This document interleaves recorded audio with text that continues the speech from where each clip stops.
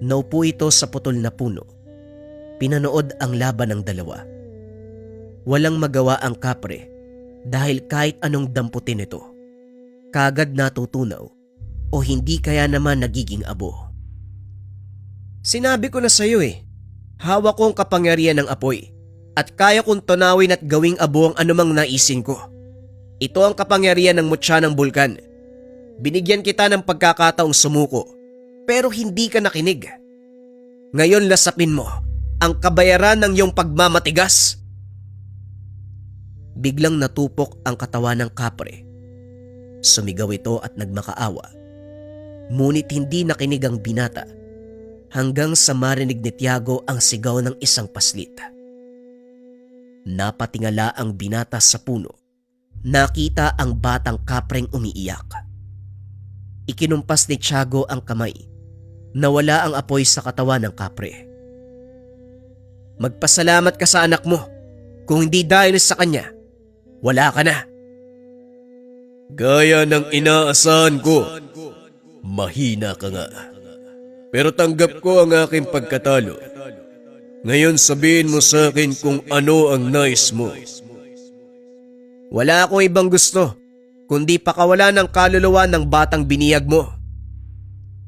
Masusunod. At simula ngayon, asahan mo ang katapatan ko.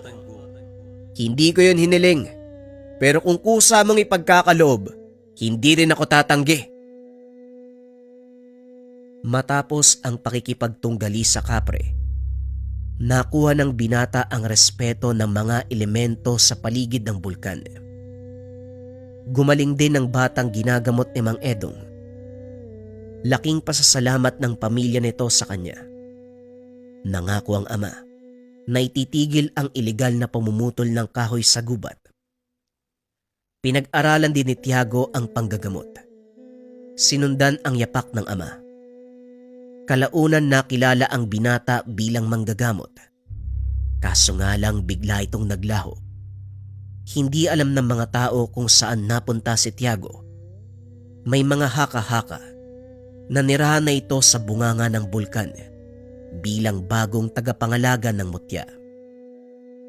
Wala nang naging balita sa kanya ang ama.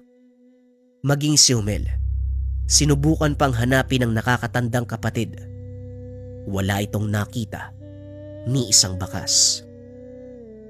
Gayunpaman, nanatili sa kanilang mga puso ang iniwang legasiya ni Tiago kung paano nitong pinangangalagaan ang kapaligiran. Katuwang ng mga inkantong nakatira dito at higit sa lahat, kung paanong iningatan ang mutya na nasa kanyang pangalaga. Sa paglipas ng panahon, tuluyang nalimot ng mga tao ang tungkol kay Tiago. Ngunit hindi ang kwento na bumabalot sa bulkan ng Kanlaon. Lalong-lalo na ang mutya sa gitna ng bulkan.